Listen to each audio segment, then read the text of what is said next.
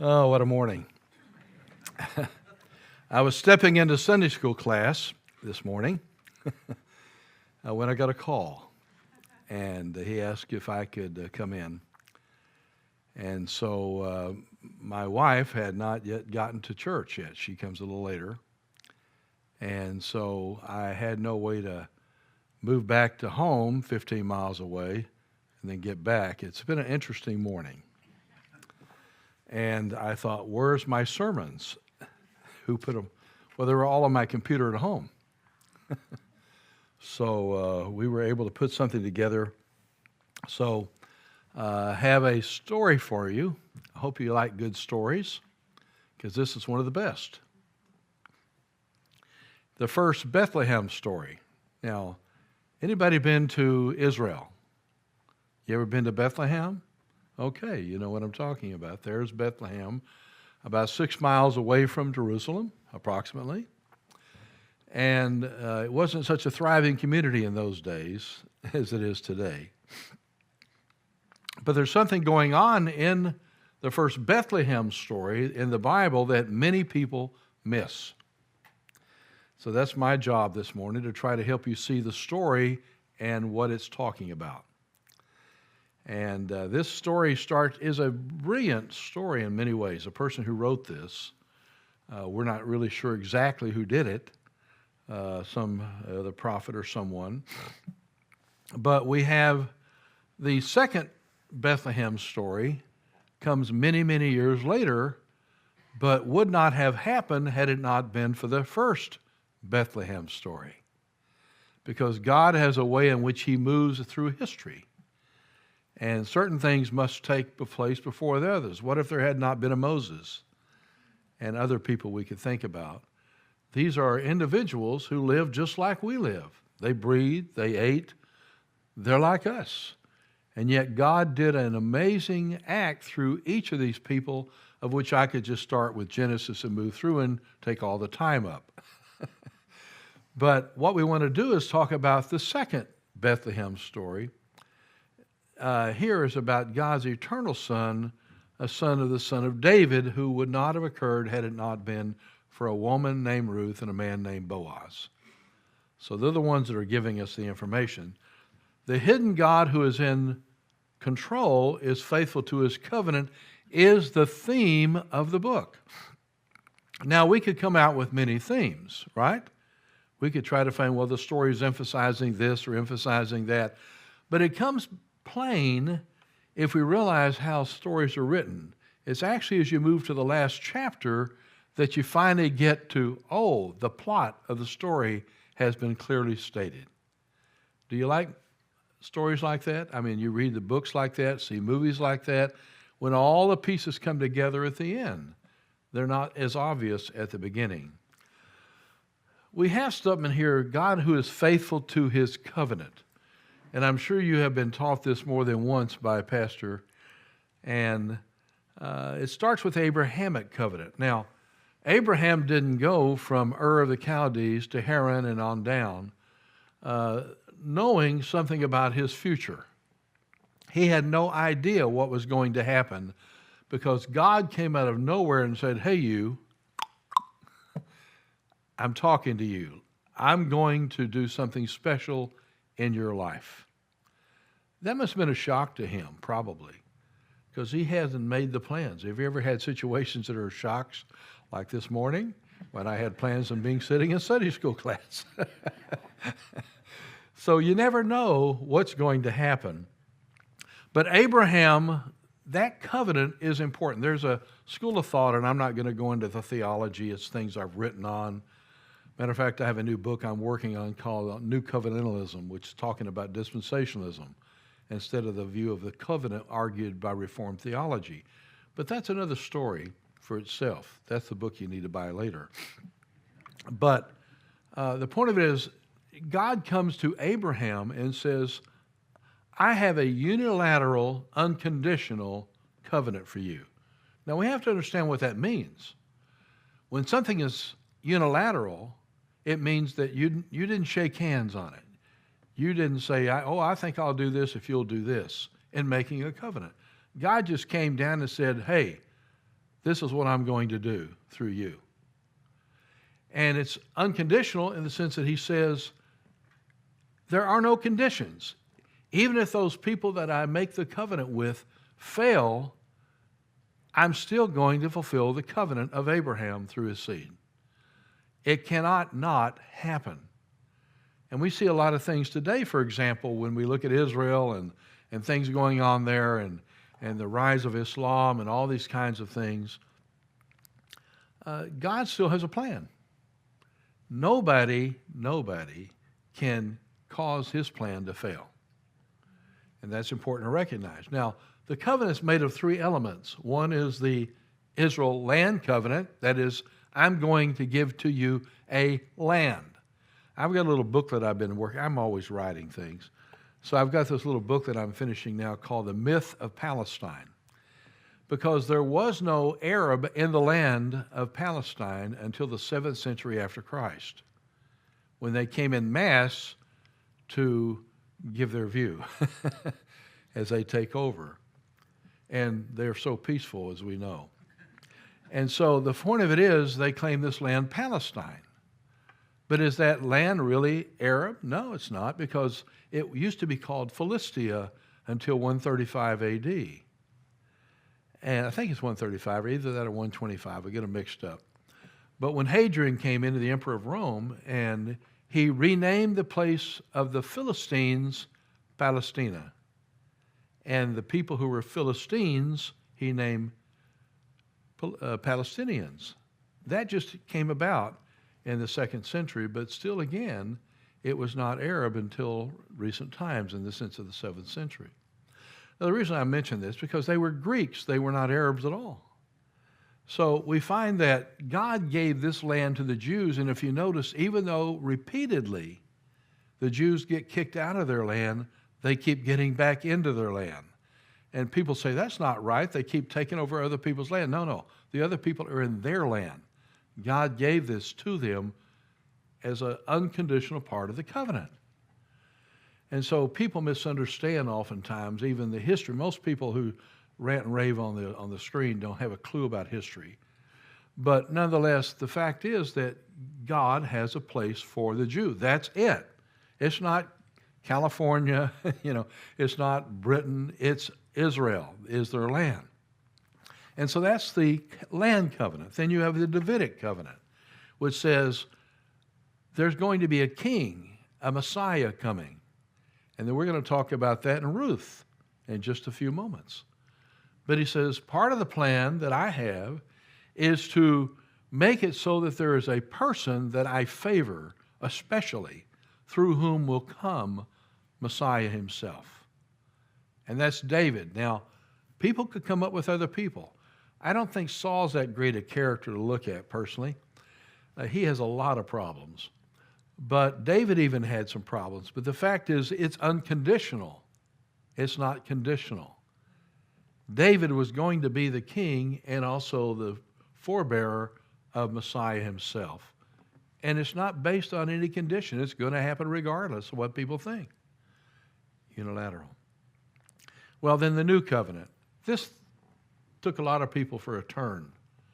Because what's a new covenant? I thought we already had the Abrahamic covenant. No, the Abrahamic covenant produces a new covenant only in the sense that what he's going to do is not merely to bless the Jewish people through David's son, who would come, but he would bless even the Gentiles who are out there by the greatest majority. They get a benefit also. And that's where most of us probably stand in the delegation to the Gentiles, a blessing. The blessing is that we are made participants, as Galatians 3 teaches. We're made participants in the covenant with Abraham, but we do it because of our belief in Jesus, the son of Abraham, the son of David. So these are really fascinating. I could take a lot more time talking about these, but I think it's important to understand where we're going because this is necessary. This story is necessary to be a part of the fulfillment of the covenant just as much as Abraham taking Isaac to the mountain of Moriah. this guy, by the way, he wasn't a teenager. He was probably about 30 years old or so. And he's going up here. He wasn't sacrificed. Obviously, God is not for that. But the fact is, it set a stage through Isaac and through on and on until Jesus, who was the fulfillment ultimately of the covenant. So that's some backgrounds. The book is written in the time of David, by whom we do not know, but about 200 years earlier in the period of the Judges. So this story was not written, the events did not happen in the time of David. They happened 200 years earlier that produced the time of David, because it's from Ruth and Boaz came the person who becomes the son of David. And you can see that in the genealogy at the very end of the book, which we do not have time to go through. But it's a theological story. Now, some people don't like theology, and if you don't, I'm sorry, you don't like the Bible. But the Bible is full of theology. It's a question of understanding the context and understanding the flow. It takes time. You can't read the Bible and learn much by reading it like some people read the newspaper or something else. You know, you just sort of read bits and pieces without understanding the story that the Bible is teaching. And so it's a theological story. It's not merely a story of history. It's not merely a novel. It's a novel with a purpose, a novel with a conclusion. And so the fact it's a theological story of God's faithfulness to his covenant. And that's important because God said, as long as you see the stars in the heaven, my covenant is in force. He says, there will never be a time that I don't come through with what I say I'll do. And he's all powerful, so he can quite honestly do it. Nothing can hinder him from what he does. There are people who raise up their hands against God, but someday they'll be bowing their knees. You understand? So we who are the children of God must recognize our place. Now, we may bow our knees also, but it won't be for the same reason. So that's what we have in the story. So this is a good story. I love stories. I'm working on my first novel right now also. I'm always writing something. And I'm thinking about, how do I develop this more and make this thing happen and that? Because if you don't have a good understanding of flow, then it becomes really confusing to a person reading it because you lose your place. Because all of a sudden your story goes off that way and it's supposed to go this way to move to a conclusion. And so the fact is that God is faithful to his covenant, the covenant that unilaterally and unconditionally was made. Covenants with Abraham, Isaac, and Jacob through David on to Messiah.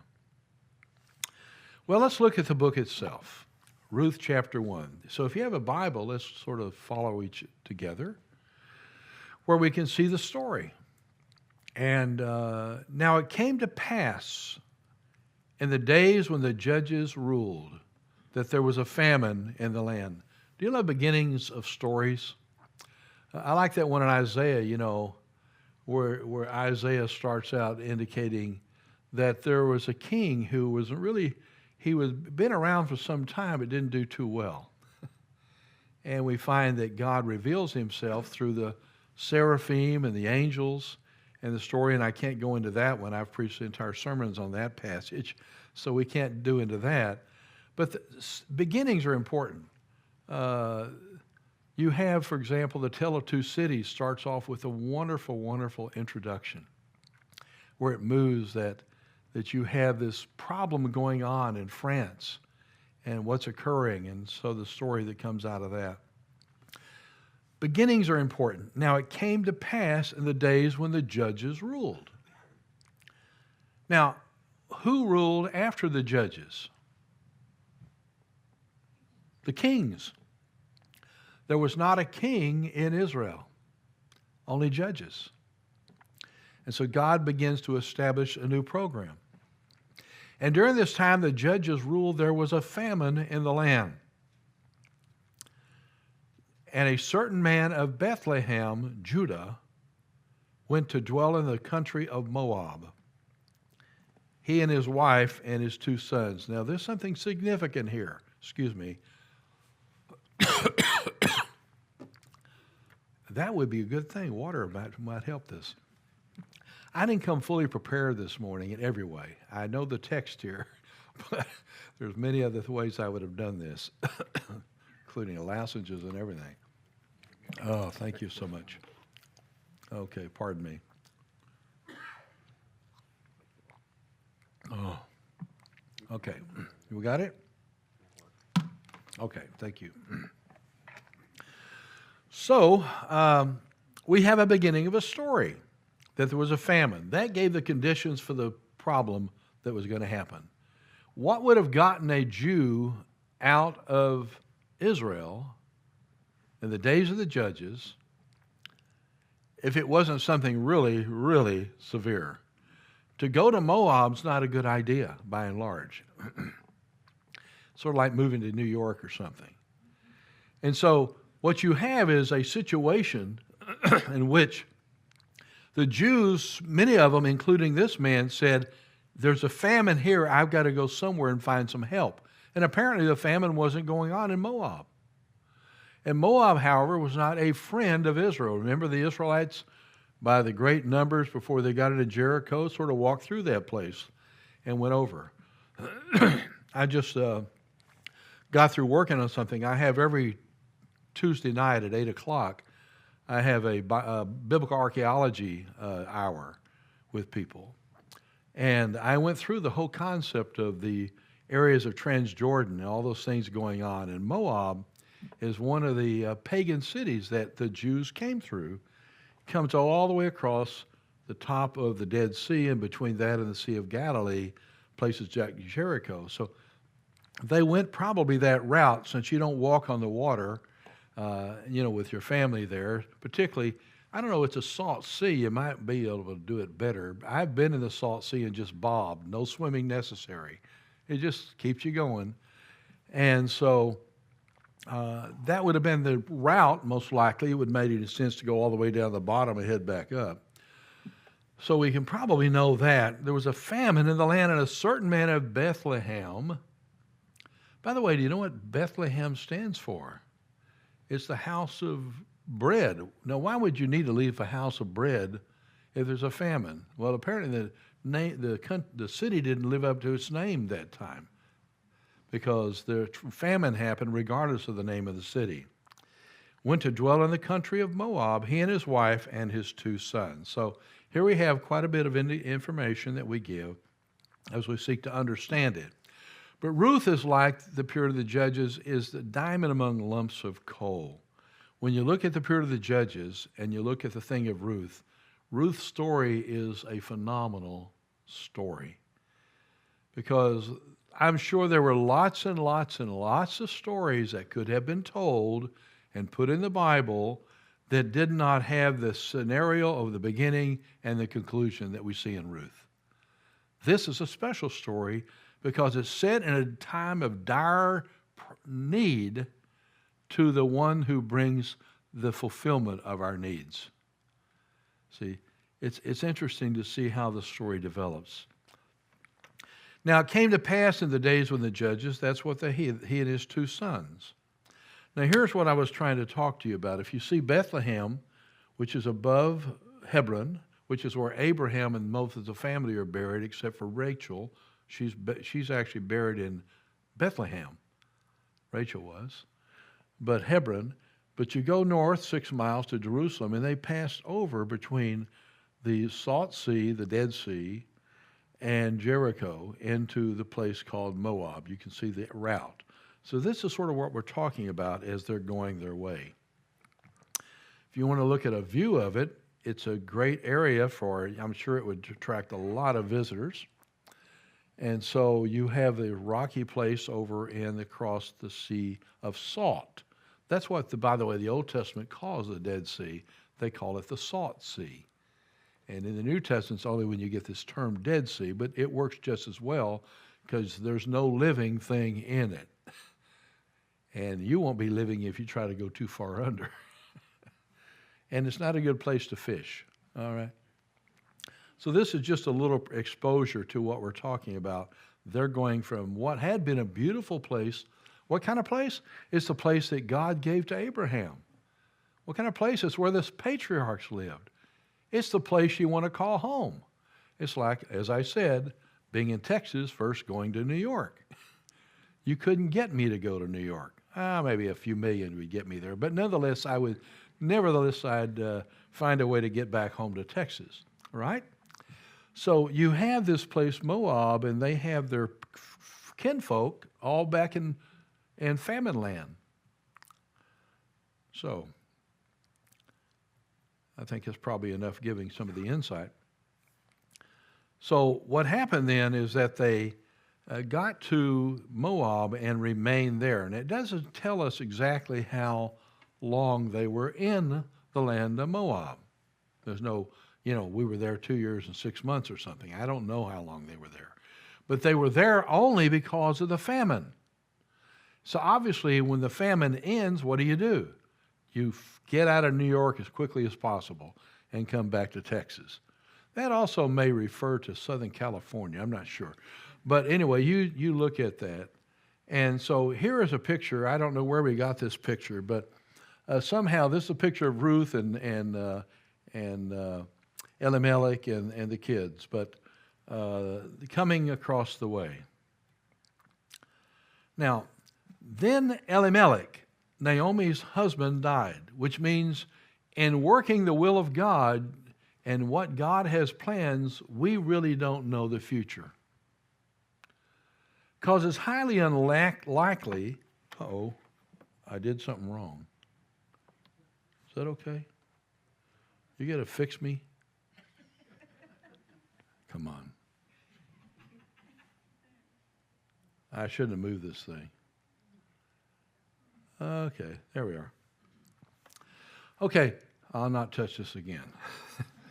But the point of it is, it was never in the viewpoint of the sons and Naomi or whatever about Elimelech dying. Did you know we can't always know what's going to happen in the future? The husband of the home was somewhat important probably in that community at that time. And what we consider to be necessary, apparently God uses for another reason.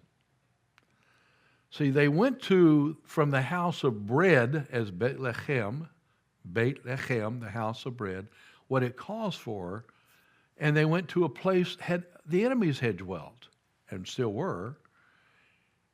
And why would you make those decisions? Well, you think you make good decisions sometimes, but you find out they're not always that good.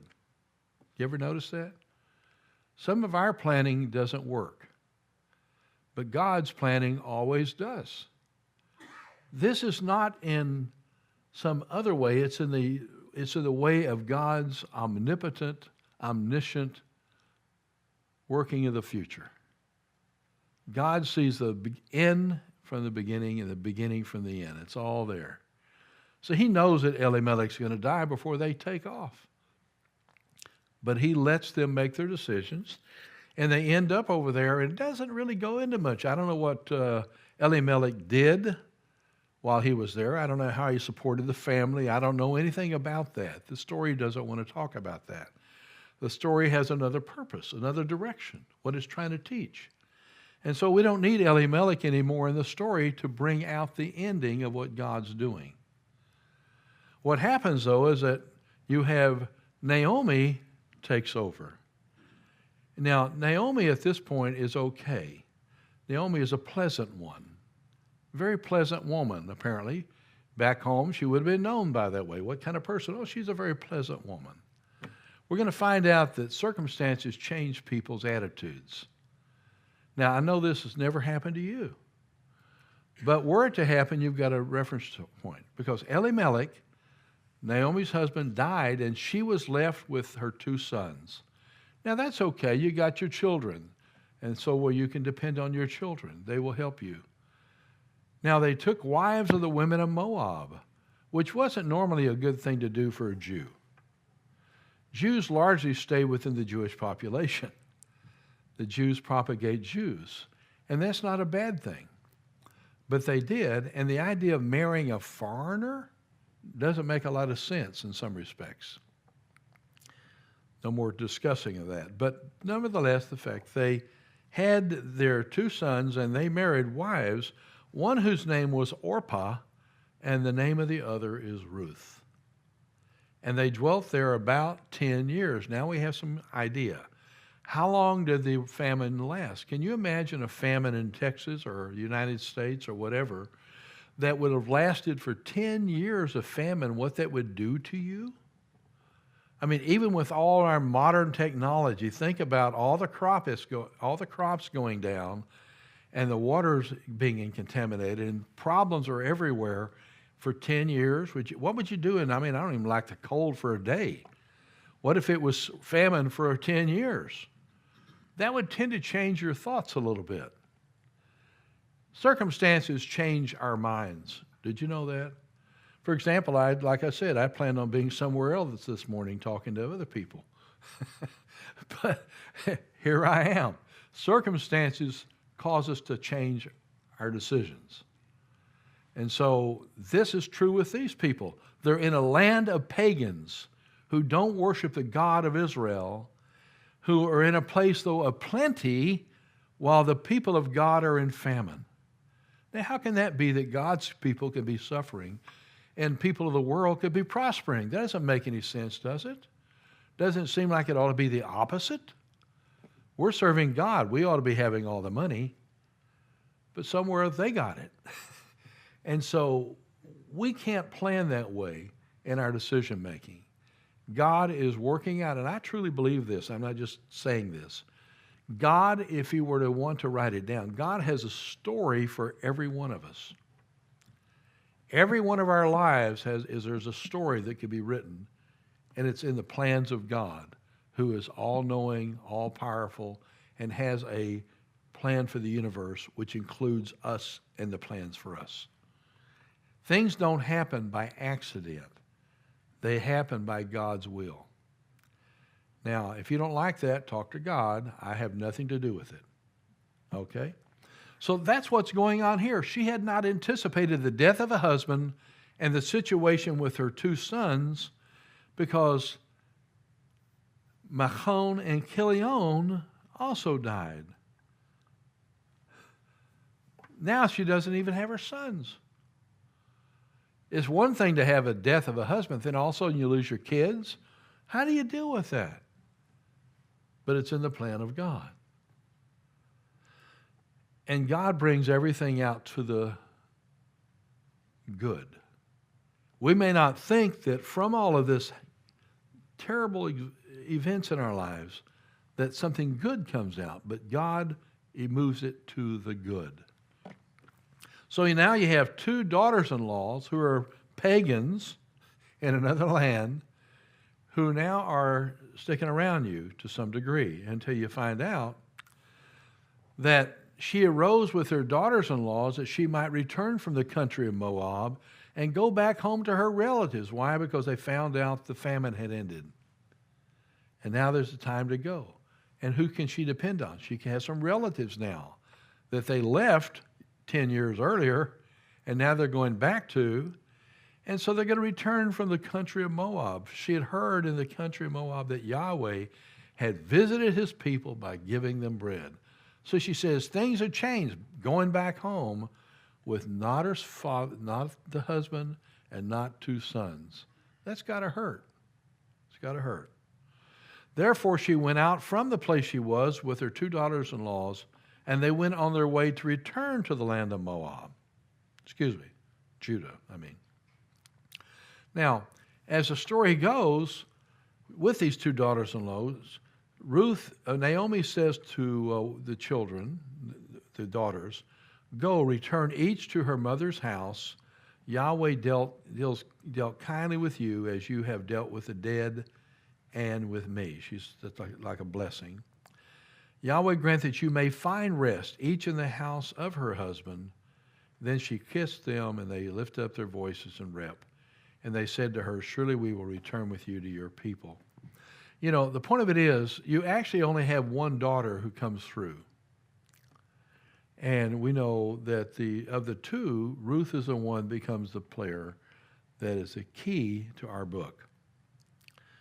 Now, that must have been a difficult situation, because You've lost your family. You've gotten used to these, at least those connected to your sons, and all of a sudden, it looks like they're even going to stay behind, and you're going to go lonesome back by yourself, not with a caravan, by yourself back to Bethlehem.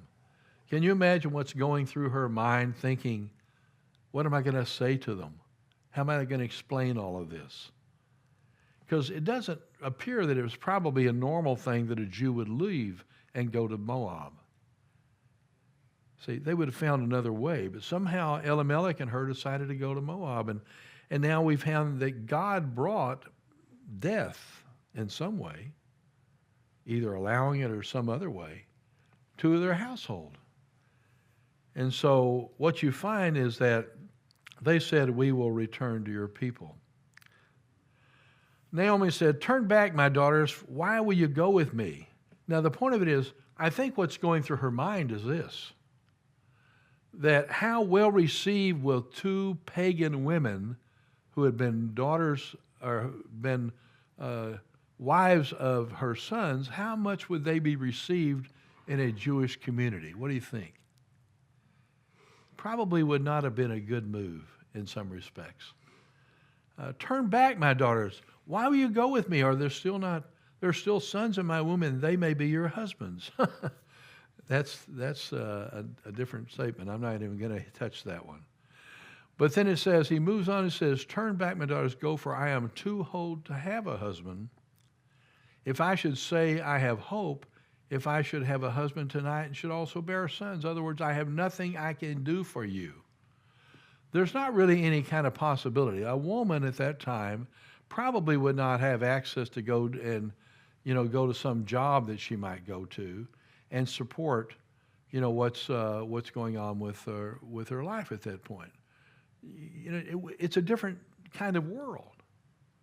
And so she has nothing to offer except she says, maybe I could have some sons, could be your husbands. Can you figure that out for a while? 15 or 20 years old, whatever. This is not going to work. I'm not thinking she's thinking real clearly at this point. Turn back, for I am too old to have us. Maybe if I should have a husband tonight and should also bear sons, would you wait for them till they were grown? Would you restrain yourselves from having husbands? No, my daughters, for it grieves me very much for your sakes that the hand of Yahweh has gone out against me. Now, Naomi is thinking, the reason why I've lost my husband, the reason why I've lost my sons, the reason why probably the famine began, relates to God punishing me. Because she looks back, and when you do some of the same, we tend to, look introspectively, say, maybe some of this is really my fault, and that God has done this to pay me back. Now, I'm sure that people think that way sometimes when things happen that totally seem to demolish them. Difficulties hit one after the other and say, this is God trying to get back at me. And so when you read the story, you say, is God really doing this? Or is Naomi just simply getting lost in her pain? I think it's the latter. I think she is not understanding that God is behind maneuvering the chessboard differently than what she's thinking. Because what's happening to her, based on common experiences, is not necessarily what God is doing. God is working her through that to an end. So God knows what's going to happen. So would you wait for them? No, for it grieves me very much that the hand of Yahweh has gone out against me. So there we have it. Then they lifted up their voices and wept again, and Orpah kissed her mother-in-law, but Ruth clung to her. Now, we see something. Now, I don't think there's anything bad particularly about Orpah. I didn't know her, obviously. Doesn't tell me any more about her. But for some reason, she decided to be willing to stay, even though she's been encouraged by Naomi. But Ruth said, I won't leave you. Now, I don't even know what's in Ruth's mind. I'm telling you the story. But what is in Ruth's mind? She realizes somehow that being with her mother-in-law is going to make a difference. She's going to be able to be a help. And so she holds on to her. And she said, look, your sister-in-law has gone back and to her gods. Catch it, to her gods. There are no converts being discussed at this point. We don't have any evidence that the family of Elimelech actually brought the daughters-in-laws to a belief in Yahweh. We just have them living their lives. Go back to your gods, return after your sister-in-law. But then what we find, Ruth says, entreat me not to leave you or to turn back from following after you, for wherever you go, I will go. Wherever you lodge, I will lodge. Your people shall, here it is, your people shall be my people, and your God, my God. Now, in reading this statement, we are seeing something strategic. This is the important part of the story. You see the character of Ruth over against the character of the other daughter. The other daughter is to say, I'll accept Yahweh. I'll accept the Jewish people or whatever. She's not really inclined to embrace what was necessary to become part of the people of God in Israel. And that happens today, where you have families that have situations where people are not willing to somehow alter their way of thinking at that point. They want to be what they have always been. But sometimes you can't do that. She says, where you die, I'll die, and I'll be buried there. Yahweh, do so to me, and more also, if anything but death parts you and me. When she saw she was determined, she stopped speaking to her. So we've moved to the issue of arrival in Bethlehem. Now we're moving to the story a little more. In Ruth 19, here in chapter 1, now the two of them went until they came to Bethlehem, the house of bread. Guess what? Apparently during this time of 10 years, the Bethlehem, the house of bread, has now been filled up again. The famine's gone. Things are good. We're going to see there are people out in the places where you grow the crops and the wheat and so forth. They're out there making a living again. Things have become good. But she said to them, do not call me, however. The people said, oh, look, Naomi's back. She said, don't call me Naomi. What does Naomi mean? One who's pleasant. She says, call me Mara, which means someone who's miserable and just absolutely down. She's a very sad woman. Why? She doesn't understand that having brought Ruth back with her to Bethlehem, in spite of the death of the husband and two sons, that God is now beginning to bless her and help her to a new age, to a new level. She doesn't see it. But God has now moved her to a different place. She's come back to the house of bread. She's come back to Bethlehem, and she's come back with a woman who's willing to embrace the people of Israel and the God of Israel. We see a person of character that's beyond the story at this point. So do not call me Naomi, call me Mara, bitter, for the Almighty has dealt very bitterly with me. Well, she said, I went out full and Yahweh brought me home again empty. She's blaming it all on God now. Not only the plan of God, not only the way God works, but she said God directly and specifically went after me. Now, that's not the way to think. God has a plan. He has a plan that works out a certain way, but it doesn't mean that he came down and directly did something. There's two ways in which God's sovereignty responds. One is by allowing something to happen, and one by causing something to happen. And you have to differentiate between the two. Yes, by God letting a car hit another car, you can say it's his fault because he allowed it to happen. Or by God saving someone from that in a causation way is God acting. I believe in God's sovereignty. He's in charge of everything, but he does things by permission and by activity himself. And he knows that this happening here, so we don't know. But this happening here, and this happening here, and this happening here, there's a better solution at the end. There's a better thing to happen at the end. And if it happened this way and this way and this way, it would have been different. God knows the future to the nth degree. He knows the difference between what actions to take and what actions not to take. He has all wisdom and all knowledge.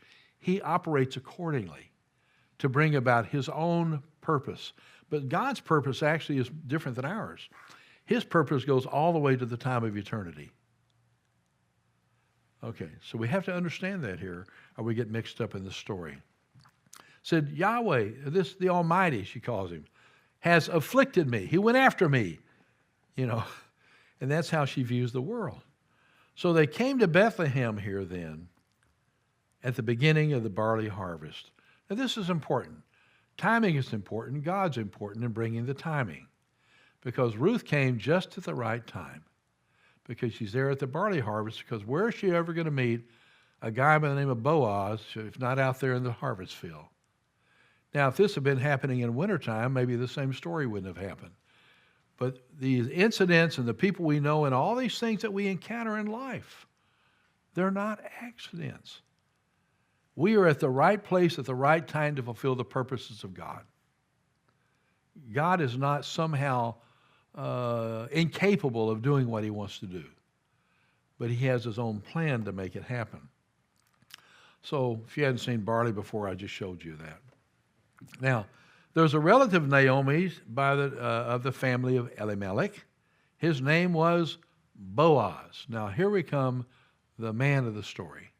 We've had all the women discussions, and now you have a guy by the name of Boaz. So Ruth the Moabitess said to Naomi, please let me go to the field and glean heads of grain after him, in whose sight I might find favor. And she said, go for it. Go for it. Because what's Naomi going to do? Not much. She's probably quite a bit older at this time. Probably could not do it as well. But Ruth is a young woman with all sorts of capabilities here. She says, go. Then she left and went and gleaned in the field after the reapers, and she happened to come to the part of the field belonging to Boaz, who was of the family of Elimelech. Now, something important to understand. The Jews had a food stamp approach. They had what should I call it?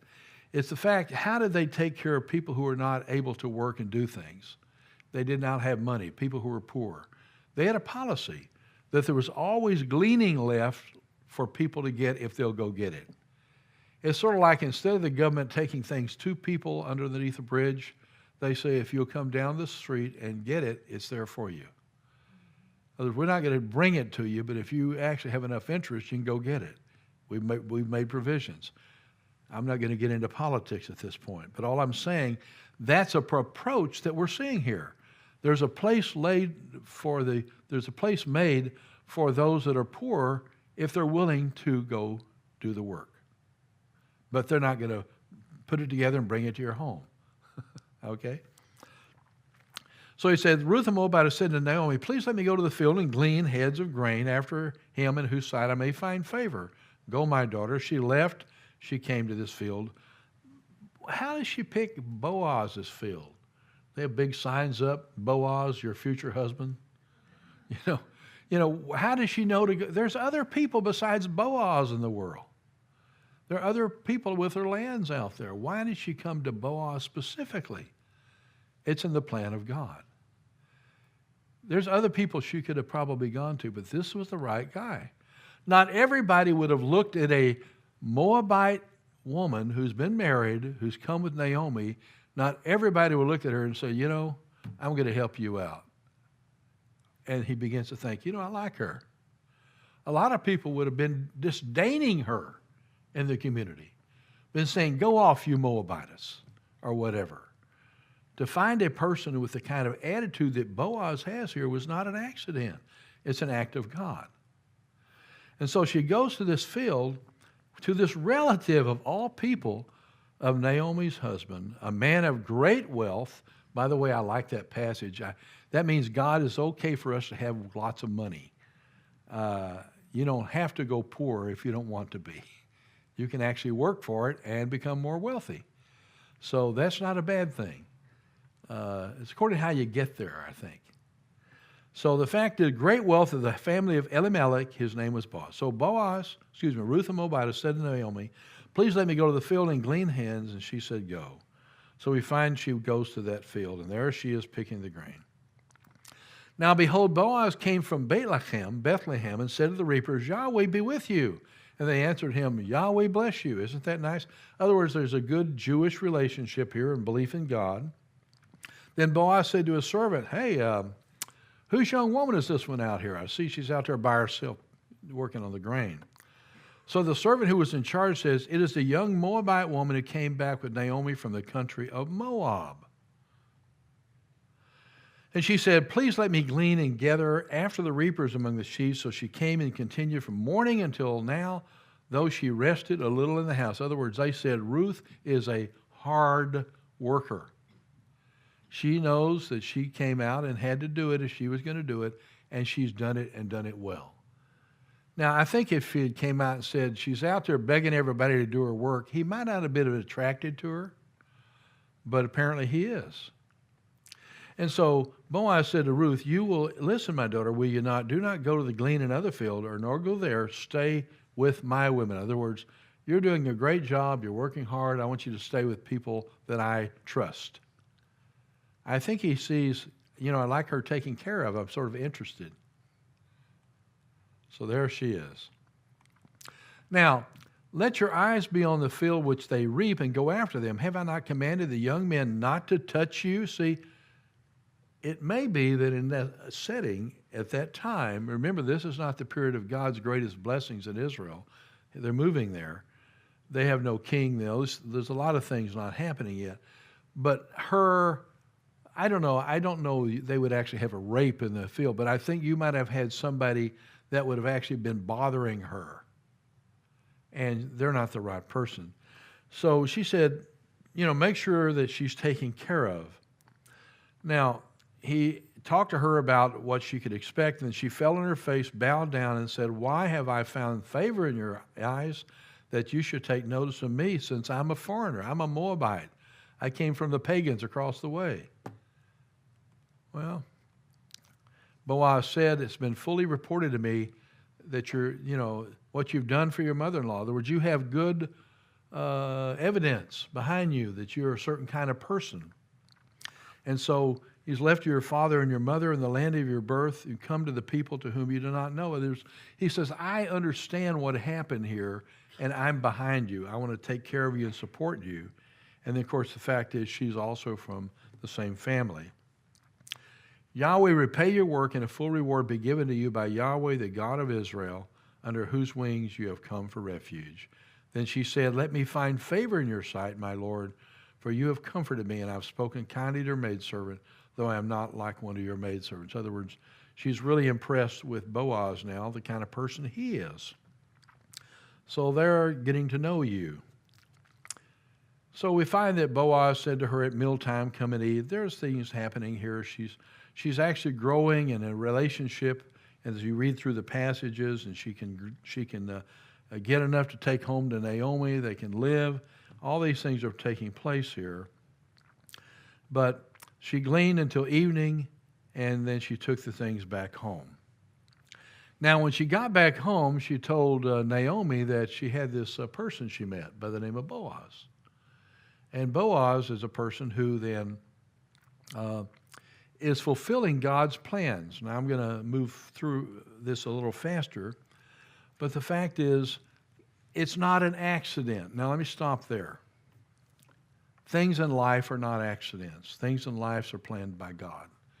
Now, that doesn't mean God makes you do this and that, but God has put the thing together. He's constantly behind the scenes in the intricate things of life. If God were not involved, why would we even pray? Say, God, I need help here, here, and here. And what he said, I'm not involved in those things. Things don't happen by accident. They happen by God's movement, either by allowing or disallowing what occurs. Because he knows that when these things all come together, they will equal something good here.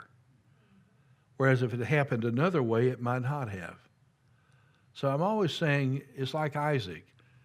I got to tell you, if my dad said, I want to go upstairs and let's go to the mountain Moriah and I want to make a sacrifice. And he says, Dad, I think you forgot the animal. Oh, God will provide. That's what Abraham said. God will provide. And he had Isaac. And so got all the way up there, and I'm sure Isaac at this point is really wondering about things. He said, I still don't see that lamb anywhere. And of course, he bound him up, and he was about to actually do what he understood God to be telling him to do. And he did. And God said, I just want to check you out in person. Now, did God know the future? Yes. But he did not know it by experience. I always tell people when I teach theology, excuse me, when I teach theology that there's two things to understand. I think God is absolutely sovereign. But he's sovereign in the fact that he allows or disallows everything to happen. But he knows this in eternity. But what God wants is to know it inside time. See, at this point, and we have a term in Hebrew, and I won't go into all these things, but the fact is, there's different kinds of knowing. And the kind of knowing that's known at Mount Moriah with Abraham and Isaac is a knowing by experience. God knows intellectually from all eternity. He knows all. But he did not know it by experience until he experiences it. Even God cannot experience something that he hasn't experienced. You understand me? So God wanted to have a direct experience and relationship with Abraham at that moment to see him do it, even though he knew in eternity he would do it. Do you understand what I've said? God wants to actually be involved in us in our lives in an experiential way, even though he knows all things in his omniscience. So that's a little theology for you.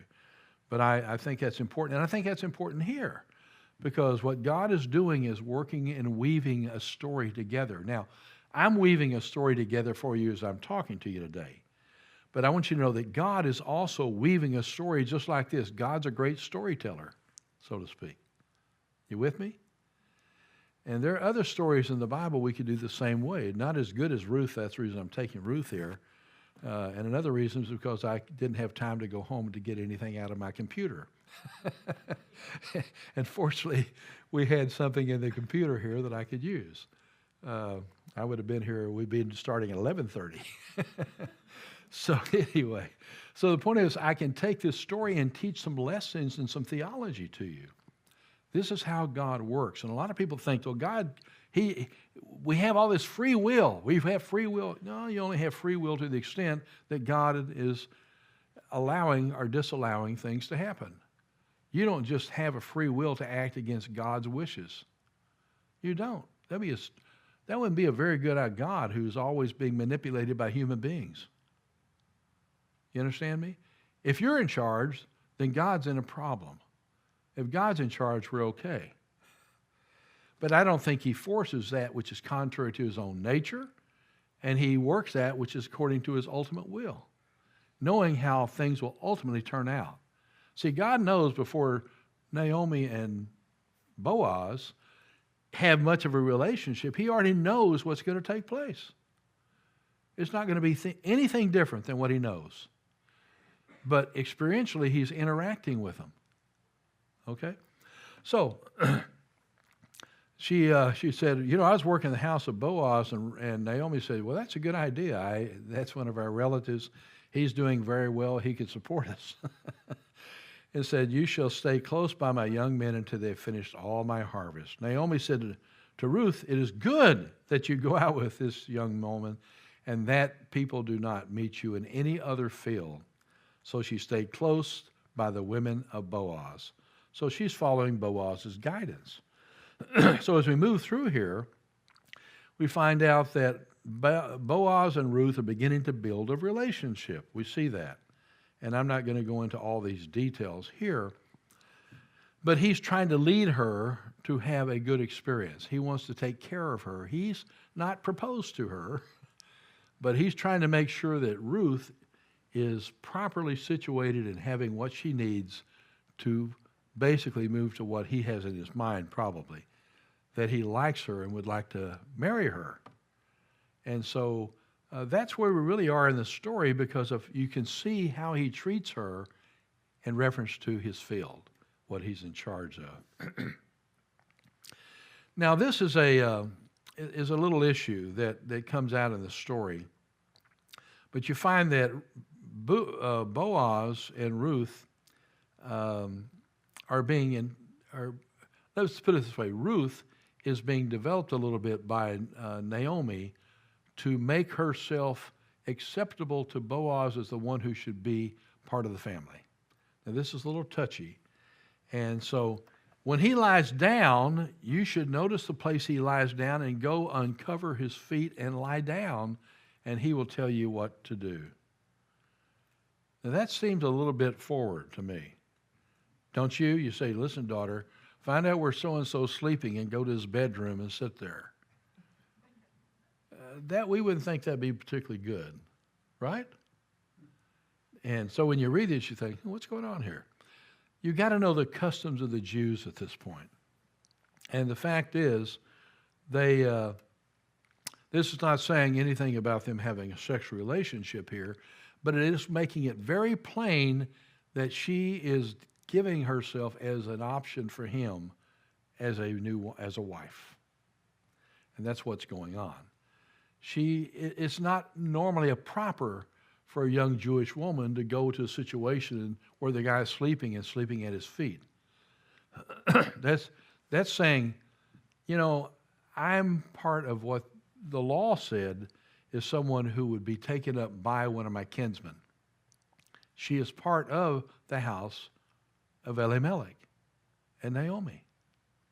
So that's what's happening. She's following the guidance of Naomi, because remember, Ruth is from Moab, not from Israel, so she really is not familiar with all the customs of the Jews. She's just willing to do what her mother-in-law said to do because her mother-in-law knows more about it than she does. So she's trying to figure out how to deal with it here. So she went to the threshing floor and did according to all her mother-in-law instructed her. So after Boaz had come here and was ready to go to sleep, she came softly, uncovered his feet, and lay down. I don't know if she tickled his feet or not, but at least she was there giving an indication that was known by the Jews as saying something. Sometimes some things we do are known. You don't have to say a word. You know what's going on. And that's what's happening here. Now, it happened at midnight that Boaz was startled and turned himself, and there was this woman that's been in the field.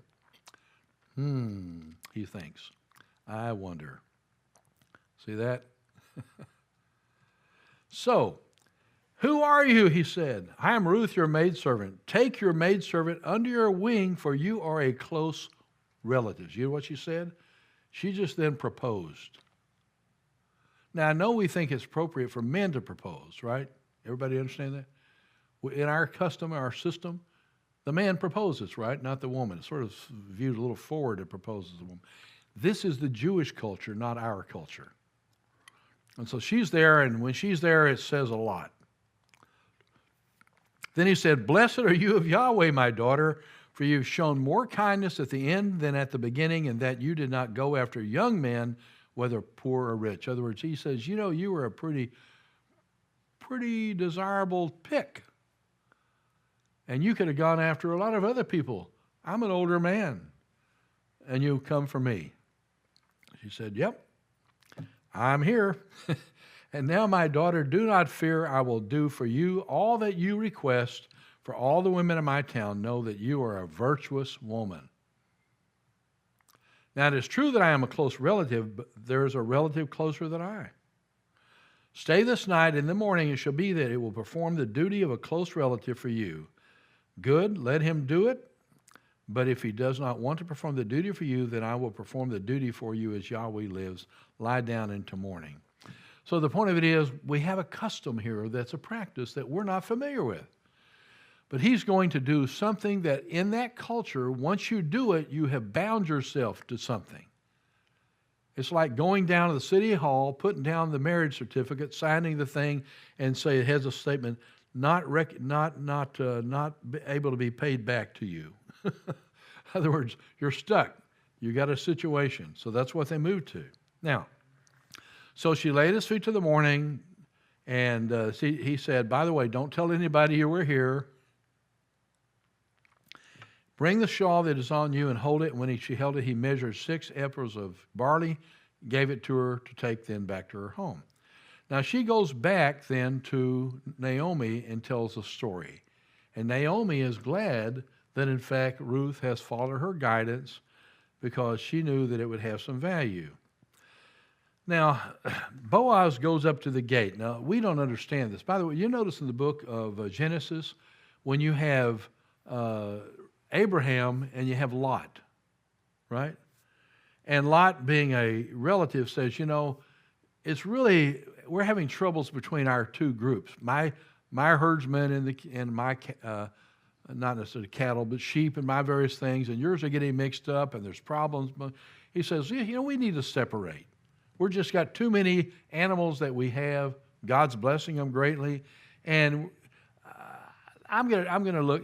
I see Sodom over there across the way, and rather than cause the troubles, I'm going to go down to Sodom. I notice they have well water. They have water. I've been there, and I've done 7 digs. I think Rena's done 2 or 3 at the place of Sodom, and on all the plain is just water coming up from underneath the ground. Beautiful area. And so Lot looks over and says, Father Abraham, I'll help you out. I'll go to the best place. Because Abraham's still in the desert. So he says, I'll sacrifice. I'll go to the place where you get all the crops. So anyway, he goes over there, but the text says that he sits in the gate. And a lot of people reading it say, what does that mean? He just goes out today and he likes to sit and look around. No. At the gate is like the city hall. That's like he was part of the council of the people who were the leaders of Sodom. That's what it says. So when Boaz goes up to the gate, he's like going up to the city hall. And he says, I've got a situation I'd like to deal with right now. So he took 10 men of the city, sit down, he said. Then they said to the relative, Naomi, who has come back from the city of Moab, sold a piece of the land which belonged to our father Elimelech. Now, I thought to inform you, saying, buy it back for the presence of the inhabitants and the elders of my people. If you'll redeem it, redeem it. If you'll not redeem it, then tell me and I may know. And then he says, I'll redeem it. He's going through a legal battle at this point in a city hall on the exchange of money and property is what's going on. And so he says, ultimately, he comes to the fact of the particular rule within Israel at this time. It was a custom in former times in Israel concerning redeeming and exchanging. When was this book written? It was written after the time of David. We're talking about quite a bit of time left. So he actually has to explain to the people that are reading this thing, just like you're hearing it. He had to explain to people that it was different in the days earlier, a couple hundred years. One man took off his sandal, gave it to the other, and this was a trade. This says, okay, you can have this, I'll take this. And in doing so, he opened himself up to the fact of being able to take of taking Ruth.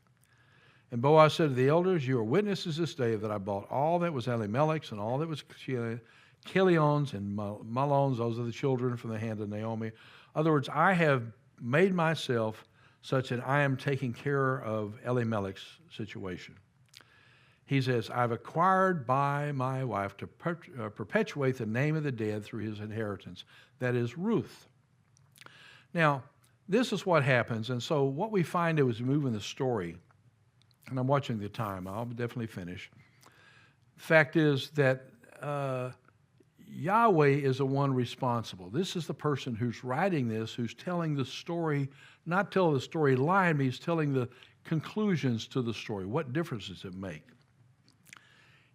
So Boaz took Ruth. He just got through acquiring her right to be his wife by changing the money, changing the land. He says, Yahweh gave her conception. He went into her and Yahweh gave her conception. And she bore a son, Obed. Then the women said to Naomi, blessed be Yahweh who has not left you this day without a close relative.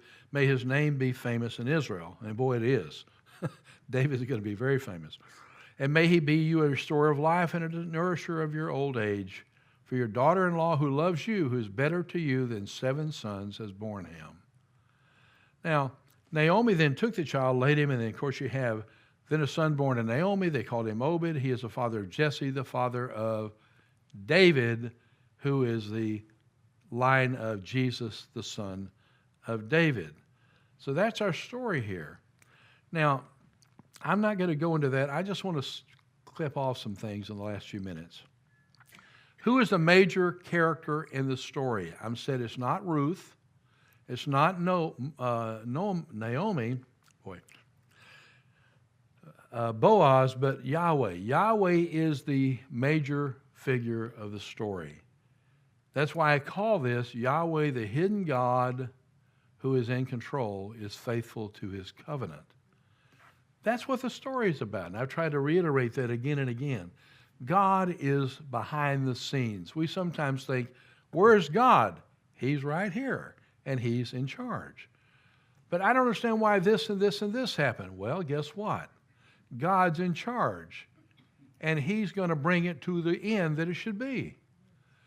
We don't have to worry about life. We just have to worry about obeying God and following God. Remember, Naomi followed God here. Boaz followed God here.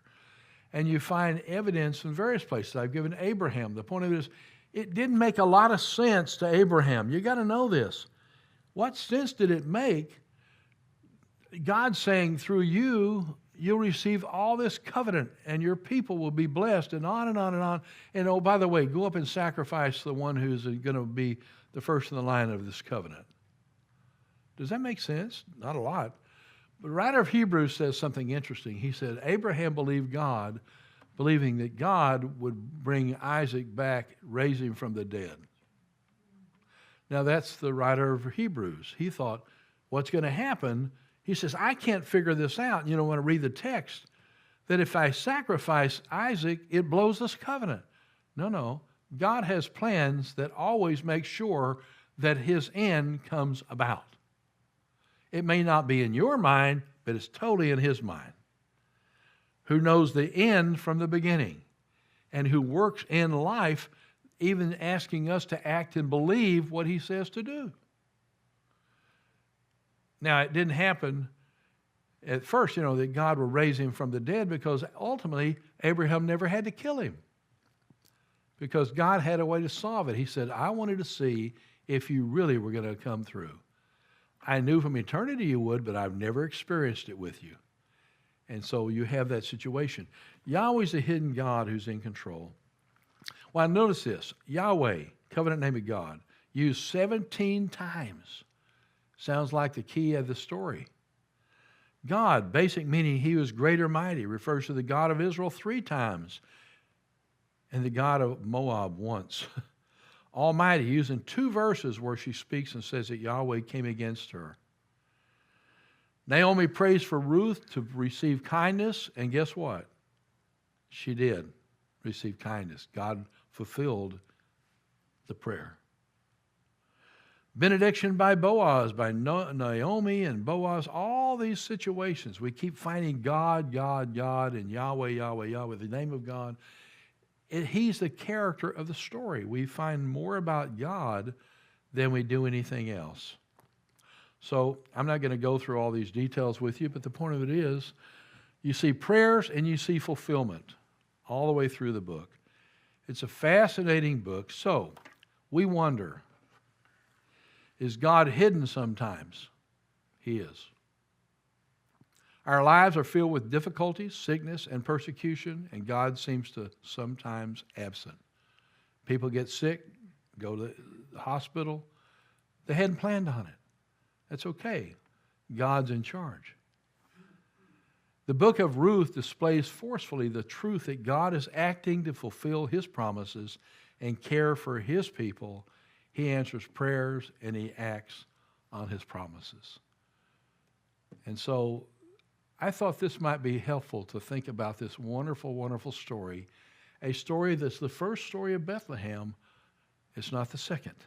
The second we just talked about a month or so ago, right? God had that plan too. God's in charge. God cares. And if we're faithful to God, then we'll be doing what pleases him. And now you know the rest of the story. Let's pray. Lord, we thank you for all your blessings to us and your kindness, and pray your healing on Pastor Robbie. And Lord, we just pray that you would strengthen all of us and help us to recognize that we're not in charge, you are, and that you've given us understanding of how we should be and how we should act, and that, Lord, just pray that we would be strong to be doing that. And may your name be blessed forever. We pray in Jesus' name. Amen.